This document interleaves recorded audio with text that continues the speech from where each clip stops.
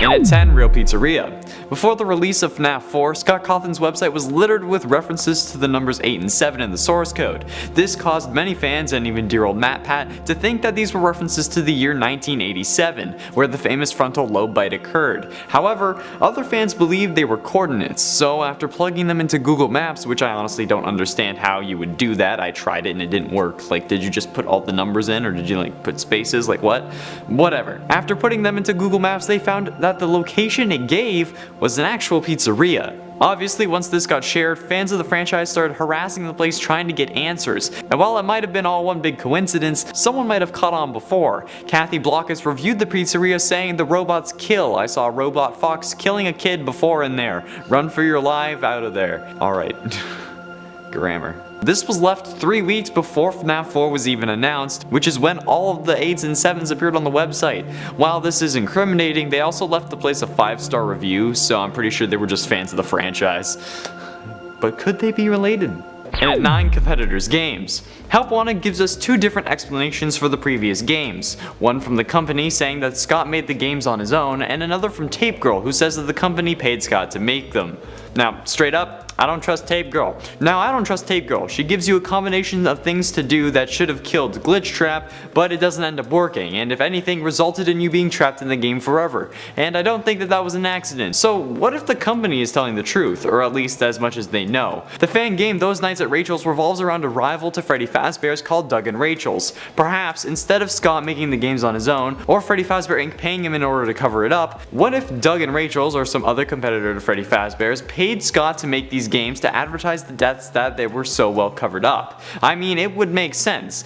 We aren't thinking after playing these games, oh, this is funny, we should keep going to Freddy's. We think, why the hell should we bring our children here if so many kids have died? Sure, you may want Freddy's to be real, but that's because it isn't.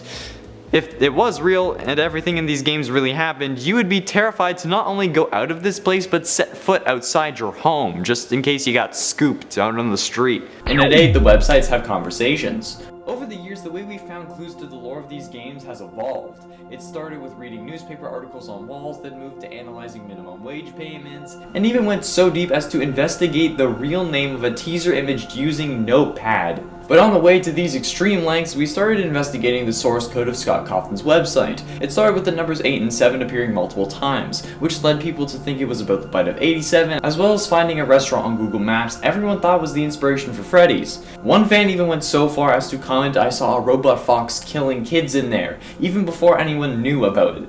But they also rated it 5 stars, so I guess they were probably lying. However, in between the release of Sister Location and FNAF 6, Scott's main 2 websites, ScottGames.com and FNAFWorld.com, had an argument where Baby basically got voted off the Ennard Island. Hence why she and Molten Freddy are separate again in FNAF 6. The theme of the website's talking has been used again. Recently it had a conversation with itself on Scott Games, where someone, presumably Vanny, the new killer, is talking to Afton, or the voice in her head suggested by the conversation we hear between the mask and Glitch Trap in Help Wanted.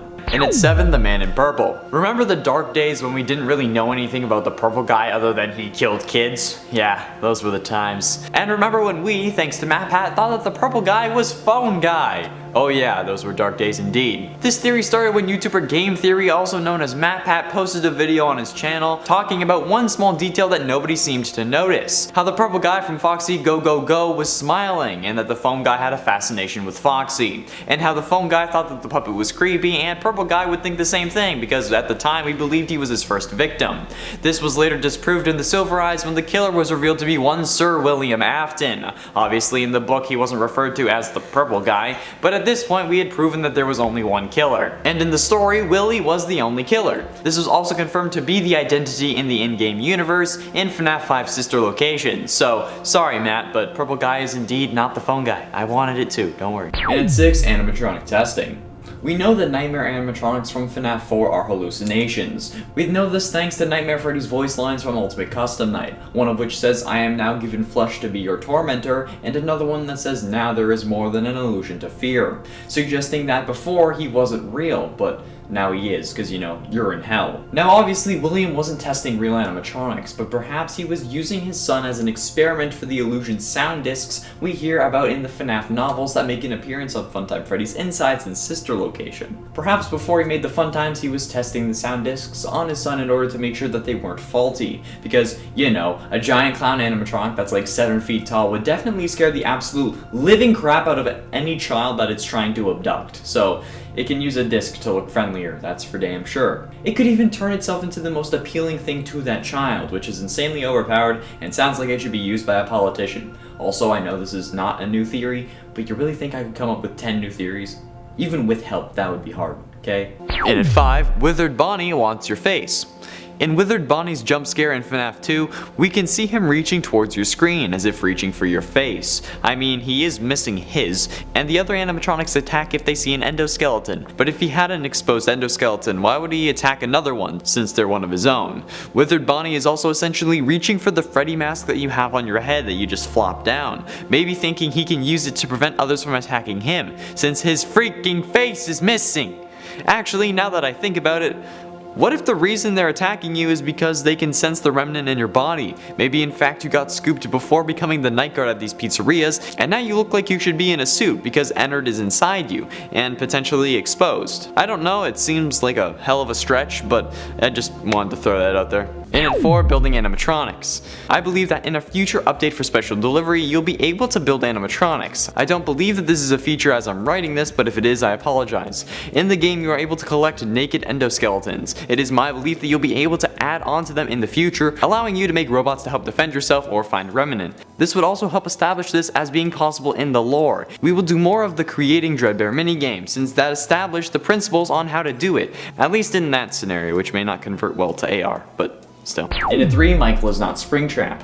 After matpat made his video about the FNAF timeline, where he put everything he could together into as cohesive of a story as he could, Scott actually decided to confirm a few things for us about that video, saying, quote, "For those of you who were really upset about the idea of Mike Trap, or upset about the idea of Purple Guy being literally purple, or hung up on the 1983 versus 1987, watch matpat's video." And since in that video matpat says that William is indeed Springtrap, and provides all the evidence for such, you can all abandon the idea of Mike Trap. It's not happening.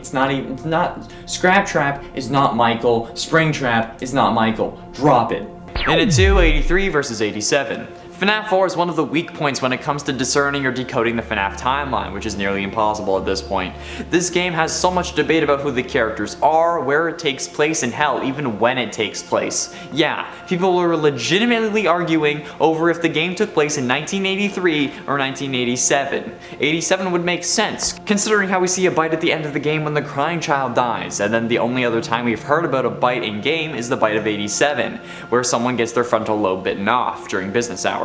However, the television screen showing the Fredbear and Friends cartoon says it's only 1983. This debate was put to rest when Scott confirmed the previous game's date and sister location. He likes to do this thing where he clears up some things from previous games on his next one, and the biggest debate from FNAF 4 was the year. So he showed us that it indeed took place in 1983 by using that number as a secret code that unlocked security cameras in sister location that showed the various places in the FNAF 4 house, like the crying child's bed, the closet in his room, and the plush trap hallway. Finally, in at number 1, Foxy Bro and Crying Child. Now, this is my own personal theory that I haven't seen anywhere else on the internet, alright? If it has been put out there by someone else, I couldn't find it. So, don't hate on me in the comments. This is my personal theory, my evidence. I'm the one who researched this, okay? I personally believe that Foxy Bro and the Crying Child are the same person. I know it sounds weird, but hear me out before you rage at me in the comments, please. Until the release of the security logbook, we thought that Michael Afton was Foxy Bro, the one who scares the crying child using the ripped off head of his Foxy plush. Not cool, bro. But after the release of the security logbook, everything we thought we knew was upended. Mike somehow knew what the Nightmare animatronics looked like, but still knew about exotic butters and casual bongos. But how could this be possible? We saw the crying child die. And now we're back to thinking that Michael Afton is Foxy Bro because of the simple chewing gum Easter egg from the logbook and the recent Step Closer short story from the Fazbear Frights books. But what if it doesn't have to be one or the other? What if they're the same person? The logbook is constantly asking Mike if he remembers his name, if he can remember things like past dreams, or if the purple plastic telephone was his favorite toy. If he was alive this whole time, why would he forget these things? Why would he have so much in common with his brother that he even knows what the nightmare animatronics look like? They were hallucinations. It doesn't make sense. It could be possible that after getting chopped by Fredbear in the pizzeria, Crying Child actually does die, but is then put back together by William like we thought at the start. Brought back, but instead of as himself, as his older brother, being implanted with memories that would make you feel guilty about killing your younger brother with a simple prank, making you stay away from the restaurants because being there reminds you of your brother, which was actually you, allowing your father to continue his killing spree free from your prying eyes. After all, before you died, you saw what he was. Remember what will happen if he catches you. It also explains why he would need to keep cameras on his children to make sure that they don't remember their name, who they were before death. And it would make sense that we view everything from Mike's perspective, hence why we see the two children together. We play as Mike, so of course we would see flashbacks and stuff through his eyes, and see ourselves with our brother, even though it's us, because we, as Mike, remember having a little brother. The nail in the coffin for me was actually a fairly minute detail I didn't think anyone else noticed or mentioned. The house as shown in the FNAF 4 minigames. The FNAF 4 minigames have you exploring your house as well as the path to Freddy's, but the thing is, we only see two rooms. We see our room, which has our plushies and such, and we see a girl's room, presumably Elizabeth's, but there aren't any others. Next to the TV there is a door, yes, but I have never seen a door that leads to a hallway, only a door that leads to a staircase to the basement or a door to a master bedroom. A staircase that went up wouldn't have a door, and we don't see one in the house. And there was no vacant room, so Mike couldn't be living in the basement. And he does live at home, since we see in the Midnight Motorist game he is sitting there on the couch watching TV. There is no room for him, because he was created after the Crying Child died at the hands of Fredbear. Crying Child is Michael Afton, and so is Foxy Bro.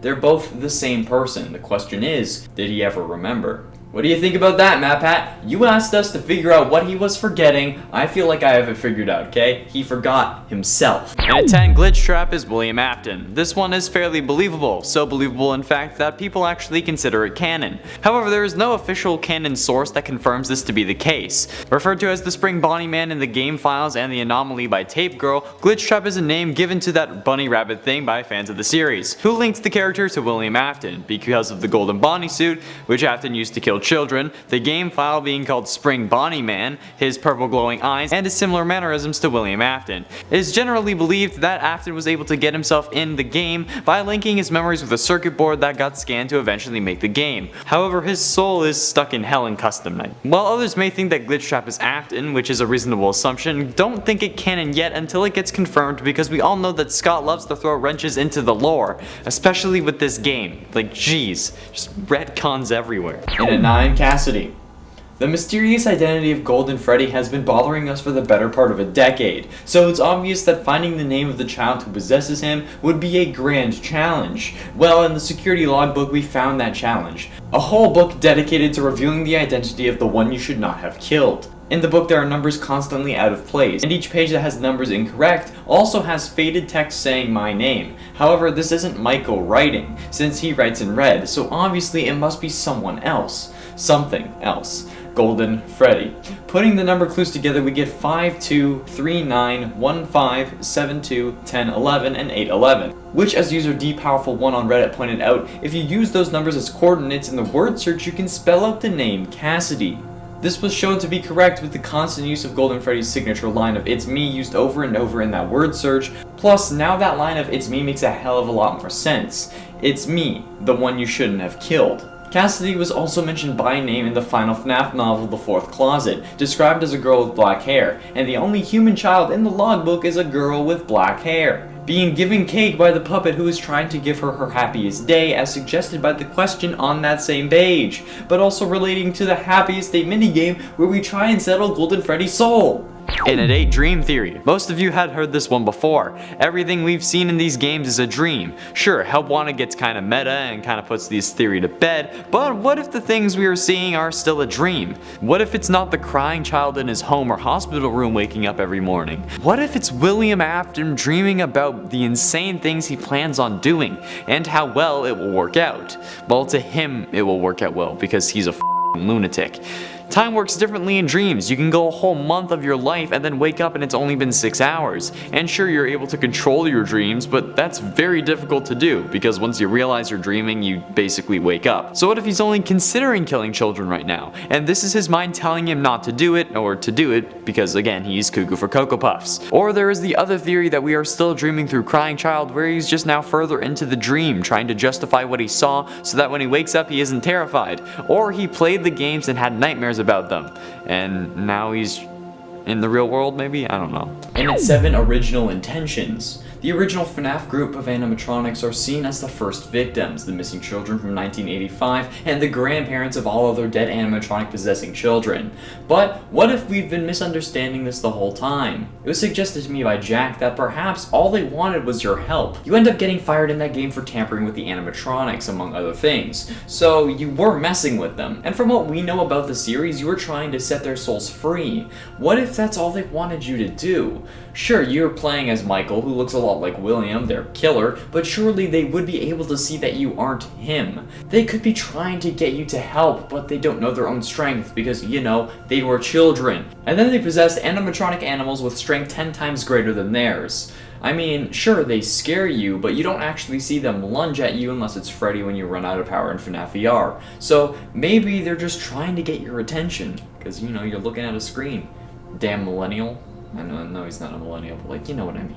And at 6, Afton is in hell. Ultimate Custom Night is one hell of a challenge, but the fact that this game got picked apart so quickly is shocking, but also understandable. Since every time you die in this game, you get a line of dialogue revealing more hints about the lore, and you die a lot in this game. Especially if you're going for that secret ending, with like 49 animatronics all at level 20. Jeez.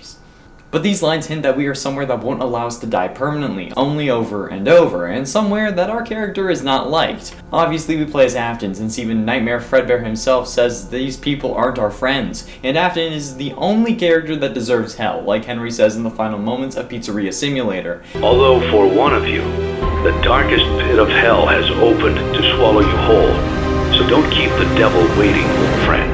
That old friend is obviously William, since it was accompanied by the image of Springtrap burning, who is William, not Michael. And at 5, Special Delivery. Last time I talked about Special Delivery, it was about it being an indoctrination into the cult of Afton. Perhaps instead, it's the game with the biggest lore hints to date. I have the game installed, but I haven't played it yet, so I'm not entirely sure, but it could be a good theory. The guy who does the commenting in Special Delivery is the same man who is talking during Help Wanted. So this means that it is canon that they send animatronics to your house, and they do so while they know they can attack you. So this could be them trying to repair their reputation, but they never stop sending you animatronics after you getting attacked. So maybe they just don't care. The implications are incredible. So matpat, get on it because I really don't have the time for this. I need to come up with 10 of these a day. You do like 1 a week, so passing it off to you.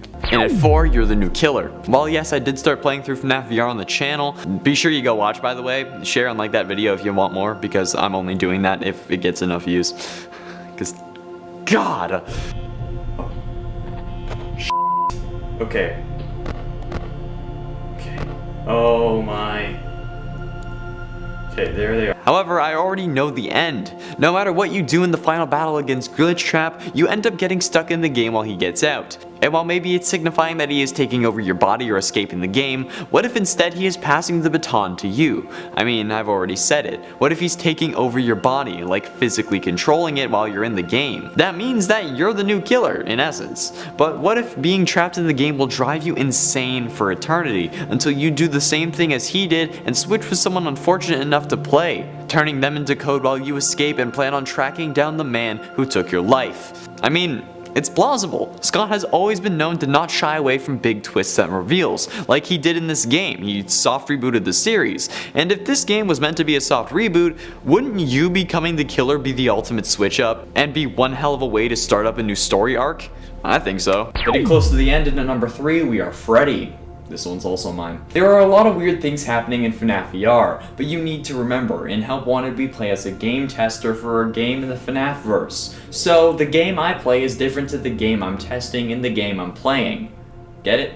So my question is, who do we play as in the game that we're testing? My theory is that we play as Freddy. Well, not the animatronic, but rather Gabriel, the child who goes on to possess the Freddy animatronic. Why? Well, honestly, because of the pizza party ending. When we enter the back room, we will see pizza and cake on tables beside us, and then Glitchtrap ushers us onto the stage. When we get out there, we get stuffed into Freddy, as made evident by the mic in our right hand. Also, this is my right hand. Don't come for me in the comments. I know I have a thing with directions, okay?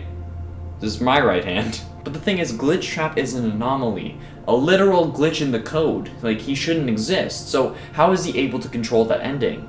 I don't think he does, or rather he uses that ending to collect our soul. The two game testers before us, Tape Girl and Jeremy, also have run-ins with Glitchtrap, but we don't know if Tape Girl makes it out alive, and we know that Jeremy doesn't. If you know this series, that name should be setting off alarm bells, because, well, we know from FNAF 6 that Bonnie gets possessed by a kid named Jeremy because of the gravestone ending. And here we are with another Jeremy. However, this one cuts his face off after seeing Glitchtrap with the paper cutter in another room. But what else did we see in the room with our pizza? Chica and Bonnie animatronics. Chica without her arm, and Bonnie missing his face. I believe Tape Girl was named Susie, and now Glitchtrap has 3 of the 5 original missing children, and he needs only 2 more to truly escape the game. In a 2 FNAF 4 date.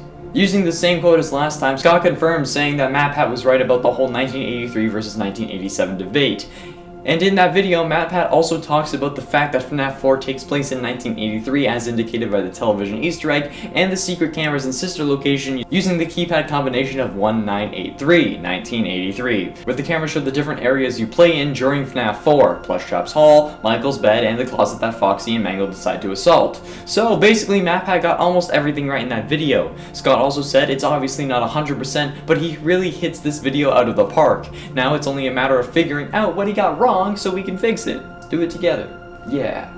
Finally, in at number 1, ignore Help Wanted. Now finally, I'm still talking about the Cult of Afton. Maybe they're trying to get him out. Maybe they want to see him freed from his prison and back into the world. But how would they do that? By telling you the exact thing you need to do to let him escape, but by making it seem like it will defeat him. And who in this game gives you the directions to stop Glitchtrap that in fact lets him escape? Tape Girl. Tape Girl also sounds a hell of a lot like the girl who speaks when you wear the bunny mask while holding Glitchtrap. And maybe that's who we're even playing as. But the thing is, we don't know how long she's been a part of this. She might have been the whole time. Hence why she's describing seeing the tester as being covered in oil with a mask laying on the ground instead of blood and his face. We don't know if she's been planning this from the start, so we can't really trust anything she says. This is my own personal theory, and if she says that the company hired Scott to make a joke of things, what if she's only saying that so when William gets out, they'll be looking at the company and not him? Maybe Scott is just fighting for the truth of things. I guess we'll have to wait to find out. Plus, I know that it's not Scott himself in the game, but his name hasn't been revealed, plus it's his photo, so I'm gonna keep calling him Scott until such time as it is revealed. In at 10, Puppet was first. The puppet's origins were first explored in FNAF 2. The Give Gifts minigame is what made us first imagine that the puppet was the one giving life to these animatronics. And we were right about that, but we also thought that the puppet was the one putting the bodies in the suits, and that the puppet was the first child murdered outside the pizzeria. However, now we know, thanks to the Ultimate Custom Night game, is that this isn't the case. In Ultimate Custom Night, all the FNAF animatronics get voice lines, making this the first time we've heard many of these animatronics talk. Nevertheless, in the game affectionately referred to as UCN, when killed by Chica, you can hear her say, "I was first, I have seen everything," indicating that she was indeed the first victim of William Afton, which kind of threw off the timeline and made everything more confusing, but that's Scott's specialty, isn't it? In at 9, Brainwashed. We all know about The Immortal and the Restless, the vampiric soap opera from Sister Location that still has a better love story than Twilight. But what we don't know is what it means, if anything. Why would it be placed there? Why would the main character wear purple? And why would he keep saying, "The baby isn't mine"? Well, there's a simple explanation for it all. Brainwashing. Okay, that answer is not simple in the slightest, but the community generally believes that this could be a representation of William, who is represented by the vampire in purple, and his wife, who is represented by Clara in the show, that perhaps one of the children isn't truly his. This betrayal could have resulted in William's first kill, since plenty of serial killers start out like that.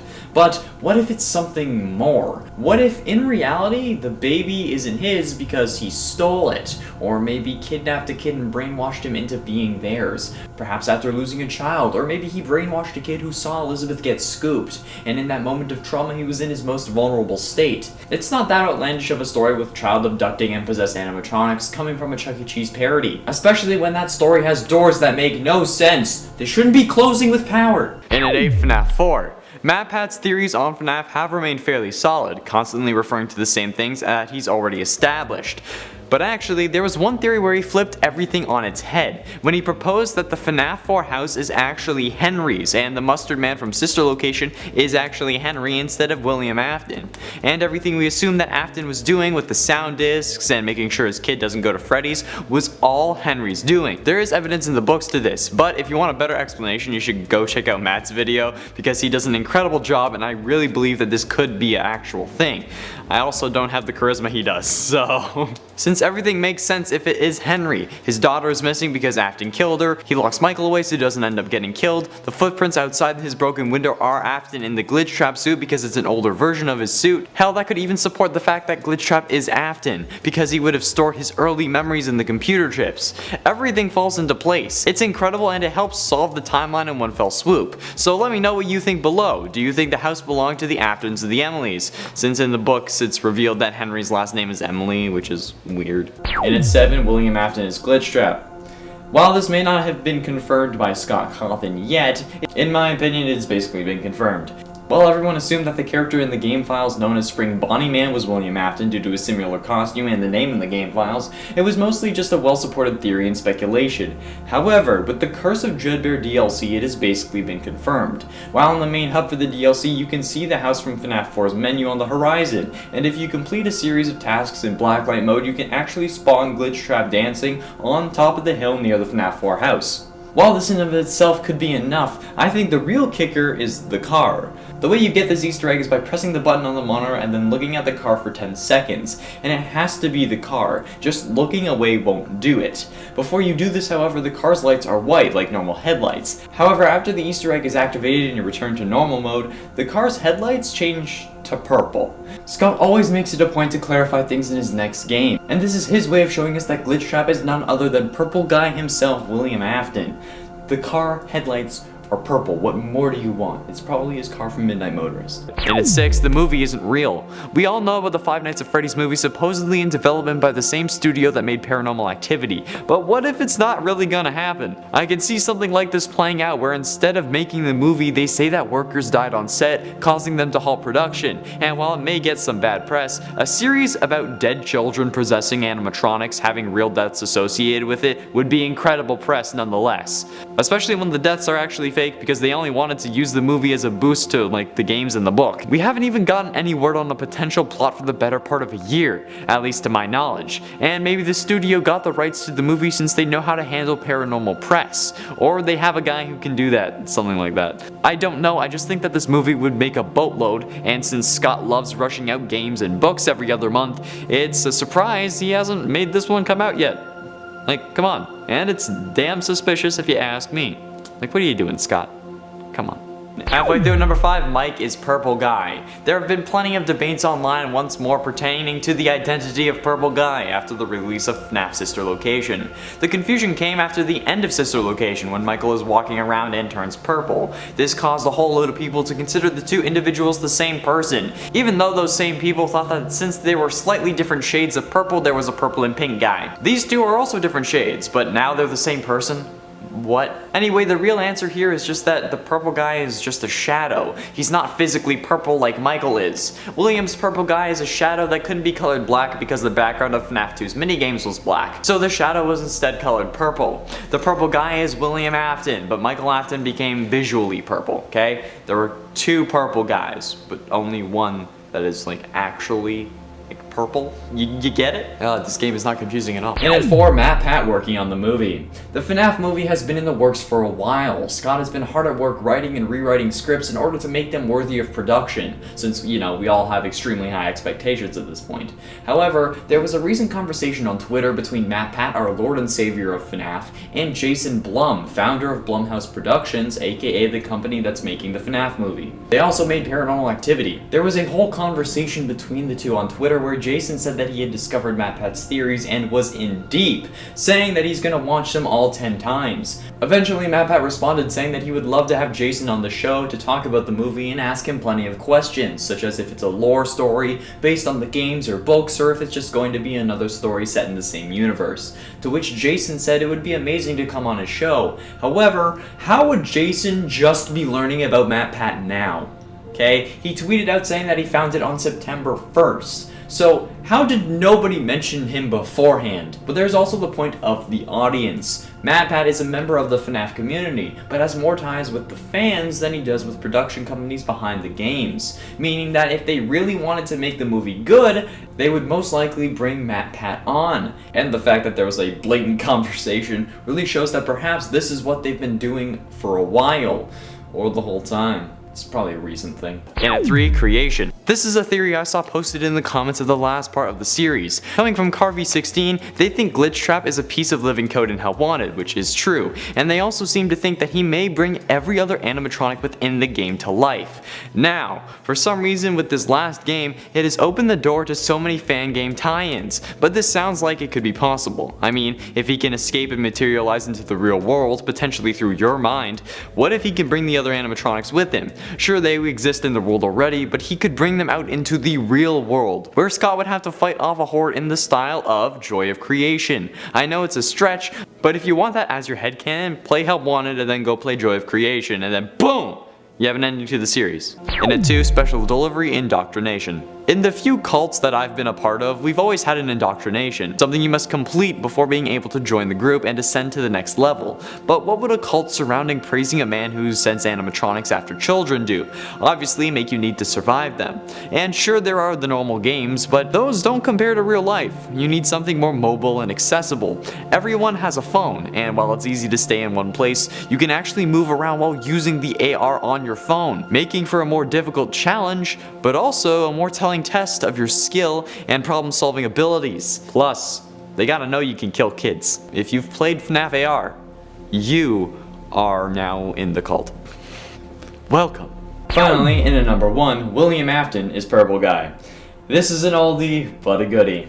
The character at first only known as Purple Guy has gone by a lot of different names. Purple Guy, the Phone Guy, Vincent, the Killer, Pink Guy. However, way back in 2016, MatPat predicted the name reveal of William Afton thanks to his mention in the Silver Eyes novel. Then once Sister Location came out and the name of Afton was dropped, he was fairly clearly happy about it. I would be too. If one of my theories about these godforsaken games ends up being correct, I may lose my mind. So while the fans of these games wanted to dismiss the books and treat them as an entirely separate canon, you can't do that entirely.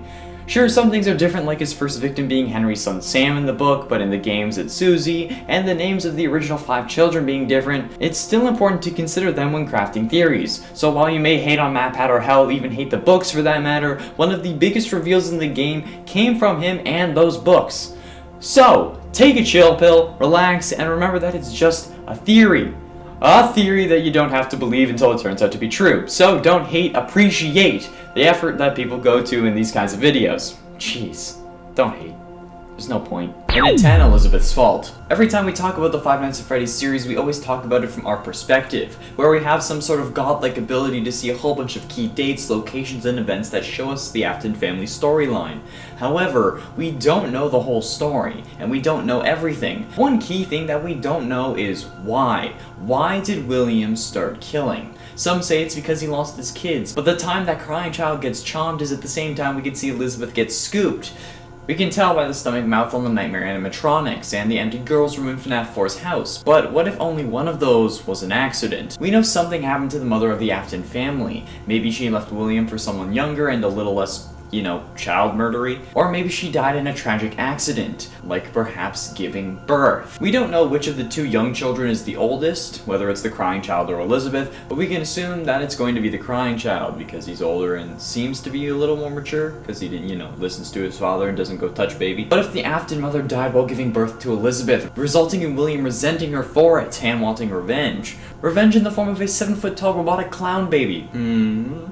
In a 9 timeline, the timeline of Five Nights at Freddy's is a complicated mistress with plenty of conflicting events and contradictory sentences throughout, but that's understandable. You can't keep track of 10 games worth of lore when you weren't planning on making 2. So understandably, things get confused and dates get mistaken. But that in essence means that every timeline you can think of, unless it takes into account all information and places it without any conflicts, is proven wrong. It's weird, I know, and that's basically me saying that matpat's timeline is wrong, but hey, it's fine. We're getting new things on the regular and it looks like Scott has abandoned that timeline anyway. Hell, it may totally be worthless, okay? Since apparently in universe the games were also created as a way to make fun of the events, so everything could be a lie now, if the games in universe are the same as the ones we played in the real world. And it ain't purple and pink. Way back in the FNAF 2 days, there was a debate over 2 different killers. However, this time they were the purple and the pink guy. The pink guy was present in the Foxy Go Go Go minigame, and since he was a slightly lighter shade of purple, they were instantly different people, and then we had 2 killers to deal with, which technically would have been a settling thought since one person wouldn't have killed all those kids.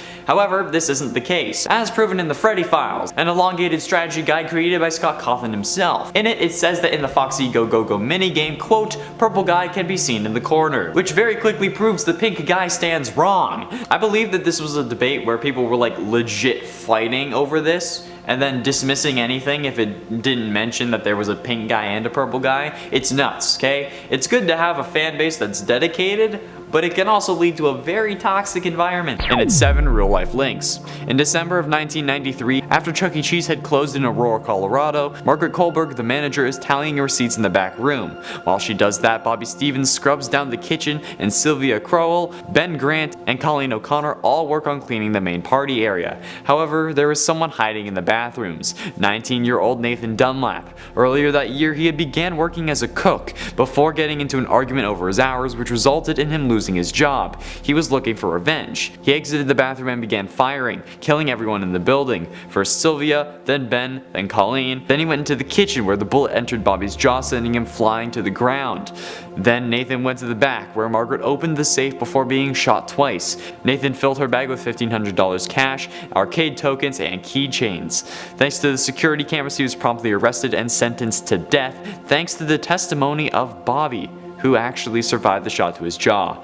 I got this theory from matpat of Game Theory because it was really interesting. And while it may not be true that the stories are linked, I still think the stories are so close it's impossible not to think about. And at 6, the next game. In the Five Nights Fan Games video, when I was talking about the joy of creation, I mentioned that we need a game where we play as William Afton and play through his story. At least the story that we know already. The killing of the children, the Revenant, then ultimately escaping and help wanted. But I said it should be a fan game. But it could actually be the next game in the series. If you think about it, it is entirely plausible. Scott always plans on clearing things up in his next game, so perhaps the way he clears up all the speculation as to whether Glitch Trap is Afton is by setting the game from his perspective, and only revealing its glitch trap after we close the door on the protagonist from Help Wanted. It would also make more sense to show us where everything is going since we've seen Glitch Trap escape, rather than reuniting souls or getting fired at the end, because this time we actually have a dramatic ending to the story and we will be following Glitch Trap's story in the future. So why not play as him? It would make sense in a canonical way as well as just storytelling. Plus, I really want to kill kids in VR, okay? Not in Skyrim. I want to do it in a bunny suit. Please! He gets out in every ending, so it only makes sense. Halfway through number 5 FNAF World Clues. Admittedly, this wasn't really a theory, just more of a good eye, but after the main story of FNAF World was discovered, where you find the clock and put the pieces in place for the player in FNAF 3, people figured out what that was fairly quickly. Sure, it had come out after FNAF 3 and everyone picked it to shreds, but it's still awesome to see a community working together so well to put something so weird and at the time so convoluted together to make sense of a game that at that point was 3 games old. And if we can do that quickly, it was fairly obvious that we were going to do that in the future. To be fair, we didn't know why or how we were setting these things up until later, but now that the sentient game code affecting the real world is canon in the games, I think the fact that another plane of existence where the at-peace children were staying to give you the ability to destroy the man who put them there is fairly evident. At least that's what I think. The kids who didn't possess anything ended up going to that plane and they were helping bring the others there, but that's not confirmed, so I don't know why I'm talking about it. In at 4, William is dead. We always thought that William was dead. This guy has died more times than Sarah Lance, but as we all know, he always comes back. Some people thought that William died after the spring locking in FNAF 3's minigames, and some of us thought he died in the FNAF 3 fire, and the rest of us thought that he had died in the fire from Pizzeria Simulator, also known as FNAF 6, since we later see his soul in Hell and Ultimate Custom Night, constantly being tortured by the one you should not have killed, Golden Freddy or Cassidy.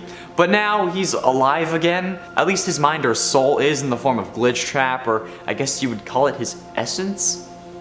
That sounds nasty. But he was also proven to be alive again thanks to the Fazbear Frights book Bunny Call and the story The Man in the Room 1280, where we see a man with horrible burns on his face and body and an iron will to live, where we learn that William is actually being kept alive by the spirit of a dead child that possessed him instead of an animatronic? What? That explains why he always comes back, and how he survived for 30 years trapped in a back room that was sealed off. Man, this series just gets simpler and simpler, doesn't it? And at 3, The Cult of Afton. Another theory I saw from matpat. In Help Wanted's Curse of Dreadbear DLC, you, at the end, are tasked with collecting 4 keys from a corn maze while Hollow Foxy chases you. Well, if you find all 4, a 5th one appears. A glitchy one. If you manage to get it, it unlocks a cellar, which looks like the barn that acts as the hub for the DLC. Well, this time it's torn up and looks like it's been decaying for years. And there's a bunny mask sitting on a table next to an unlit candle and a circle of potentially blood or candle wax. Well, put the mask on and your breathing slows and you relax, then the DLC is complete. When you head back to the prize counter, it's there and you can wear it again. But if you do this while holding Glitch Trap's plush, you start seemingly having a conversation with someone, but you can't hear the other. This leads Matt to believe that there is a cult forming around worshipping Afton, and maybe they are trying to bring him back from hell. And I mean, if Glitch Trap is supposed to be Afton preserved in code, we all know what happens at the end. I've already explained it. Gets out. Shh. And at 2, FNAF World. I know the general consensus on FNAF World is that the game wasn't really all that good, and that's okay. But matpat in another theory pointed out that the things we see play out in Help Wanted were established in FNAF World. Technology that can interact with the real world, code manipulating the outside. Those things happen if you linger on the first dialogue screen long enough to get the mission to find the clocks.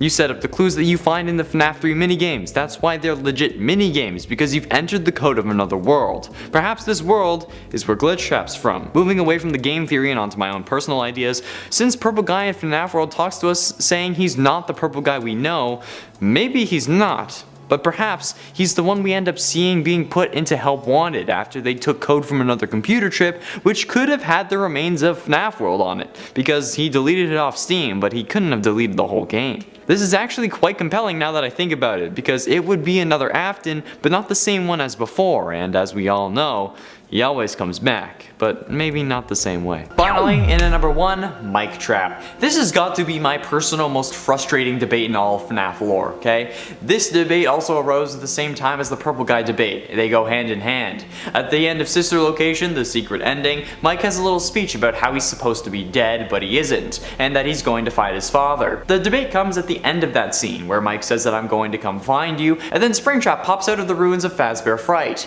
This caused some people to believe that the act of Springtrap popping out was Scott's way of saying that they're the same. However, it was only to show that dear old dad hasn't kicked the bucket, and that you unplugging his life support didn't do anything because he's being kept alive by the soul of one of his victims. The whole Mic Trap Club was disproven by Scott himself when he said in a post on Steam to take a look at matpat's explanation for Mic Trap versus Glitch Trap, which is kinda dumb because like you can just say that he's William, not Michael, but it's also kinda nice because you generated traffic for his video. I mean, wanna give us that same treatment, Scott? please. MatPat also concluded that Springtrap was good old Willie Afton. And at 10, the puppet origins. Ever since FNAF 2, we've been introduced to the puppet. We were trying to solve the question of how this puppet came to be. First, we thought it was the girl Afton murdered in the Take Cake minigame, and then we thought that it was the crying child from FNAF 4. However, the original theory was actually confirmed in FNAF 6 with the security puppet minigame's secret ending, where we as the puppet are looking for a child with a specifically colored bracelet who ends up showing up outside the pizzeria. We make our way out to her, but when we get there, she is already dead, killed by Afton on his way home from killing Susie, since we know that Chica was first and has seen everything. We crawl over to this girl, soaked and broken because of the rain, and we lay with her, then merge with her. And so Charlotte, the daughter of William's business partner Henry, merges her soul with the puppet in order to give gifts and give life to the others so that they can end William Afton's killing spree. I actually think that all of the minigames required for the Lore Keeper ending in FNAF 6 are a sequence of events that happen in one day. Willie kills Susie in the Fruity Maze minigame, luring her away with the promise of her dead dog being alive, then while on his way home stops at Fredbear Family Diner but sees Charlotte and kills her like we see in the Security Puppet minigame, and then heads home later that night as we see in the Midnight Motorist game, which is actually named later that night in the game files if you didn't know. And at 9, Mangle was made from Ennard. This really isn't a popular theory. In fact, most people really hate this theory, but the theory suggests that Mangle was made after the events that occurred in the minigames of Sister Location, where Michael Afton barfs up last night's helping of Ennard's spaghetti. This theory seems to point out that Ennard now has plenty of loose and missing parts that could be used to make Mangle. I mean, this is the kind of thing Scott would do. But it was revealed that Baby was kicked out and then she reassembled herself, so I don't really think this theory holds much footing anymore. But it's an interesting theory nonetheless. Even if you hate the theory, you can admit that you kind of believed it would be a thing. If I had seen this theory before the other reveals, I would have believed it. And at 8, the Mustard Man. Now, by no means is this an unknown theory, okay? I know that most of you will have heard this one before, but I want to remind you of it because it's not talked about very often and presents really interesting ideas that help solve a lot of problems. In one of his theory videos, MatPat suggests that there is a very real possibility that the Mustard Man or yellow character we play as in the FNAF 6 Midnight Motorist minigame is not William like we've all been thinking, but instead could be Henry, William's business partner who ended up helping to launch the Freddy's restaurants and unintentionally starting his murder spree. I mean, the evidence is there and it makes a lot more sense than it being William. One of the most annoying parts about this lore is that Circus Babies isn't supposed to open until after Freddy's closes, but the girl's room in FNAF 4 is empty, thus implying that she was already snatched by Baby. But what if that was Charlotte? What if that room belonged to Henry's daughter, the puppet, the one killed by William? Then everything would make sense. That would mean that the crying child is William's son and Foxy Bro isn't Michael Afton. It changes so much but can make so much more sense. Go watch Matt's video if you haven't because he has more time to explain it than I do and he can do it way better. It was his theory, so.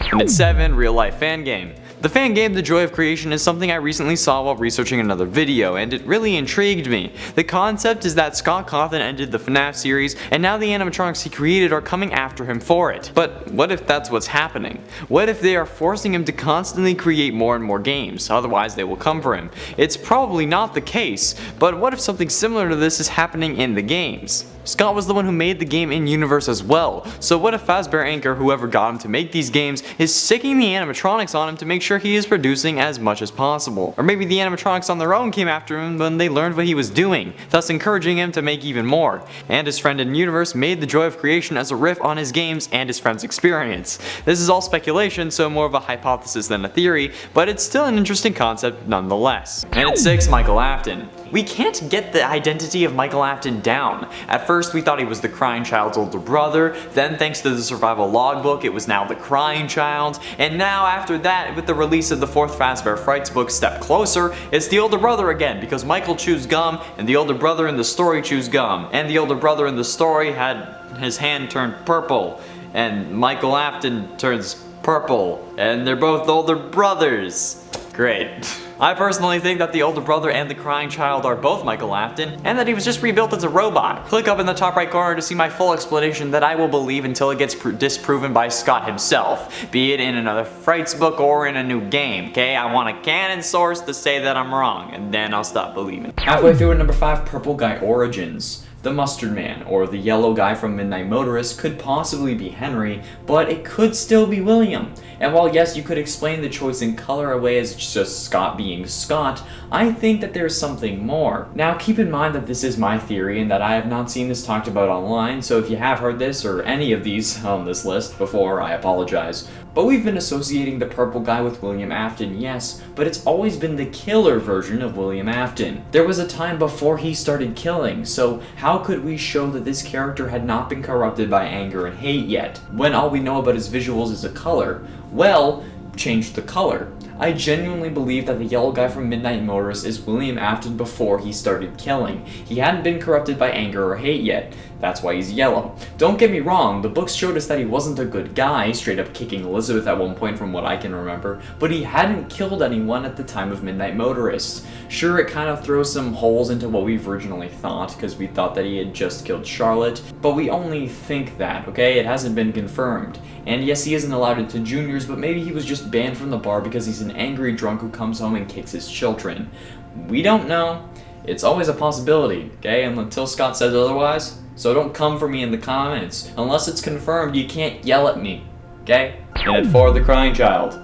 When everyone was talking about Michael Afton being on a mission to atone for his father's sins, I thought they were talking about the crying child originally. Hence why I would always be so confused and only really got into FNAF when I was able to be explained with Remnant and him being a machine, which is weird because that somehow explained it. I didn't know that everyone thought that the gray-shirted guy who threw Michael into Fredbear was actually Michael. So I guess one of my theories was technically right. Even though it was just confusion and me not really listening or understanding, but later on it did get clarified and I changed my view. But then it got revealed that he was the crying child in the security logbook with the lines "the party was for you" and "was your favorite ride the carousel." The main one being "the party was for you," indicating that Michael was the child who got shoved into Fredbear at his own party and got crushed when his tears moistened the spring locks. Pretty freaking crazy. Just like this whole series. Getting close to the end in at number 3, Crying Puppet. Way back in the early days of FNAF, we were still trying to piece together the convoluted story that would soon turn the world on edge. However, the main issues with this are us not knowing what we do now. We didn't know Henry had a daughter, we didn't know Henry existed, we only had 2 games to go off of. And while that led us to some interesting conclusions, like the purple guy being the phone guy, it also led those conclusions to be wrong as more information got exposed. For example, in FNAF 4, we thought that the crying child that was introduced became the puppet. This was thanks to the design of the crying child's shirt looking similar to that of the puppet's sleeve, and the crying streaks down his face were similar to that of the puppet, which makes me think that honestly we didn't realize how stupid that was. Like, why would the design details matter if the puppet was made before the crying child possesses it? And if it wasn't created, then that would have meant that the crying child would have created it when he died, which would make more sense if we were using visuals as evidence. Oh well, it's been proven to be Charlotte anyway, confirmed in FNAF 6 security puppet minigame. And ultimately in at number 2, no plot. When Scott made the original Five Nights at Freddy's game, it was a last attempt, one final effort to become a game designer after years of having unsuccessful releases. Well, not as successful as FNAF at least. But FNAF absolutely blew up. It became so popular that everybody and their mom was playing or talking about it. Hell, my group even made part of our drama exam performance on FNAF in grade 10. But Scott never expected that. He released the second game 87 days after the first, and got everyone arguing over whether it was a sequel or a prequel. But did he even know? There are so many points that conflict with others from a lore and timeline standpoint from the original games to now, and while yes, Scott can't remember so many games in such tiny details, he couldn't have thought about this lore from the first game. There are many compilations of Scott listening to matpat and Markiplier that make some wonder if Scott even knows where he is going with the series next. So far, he's just been putting out a load of short stories and not really focusing on Security Breach, the new FNAF game. But maybe that's because he doesn't know what to do next.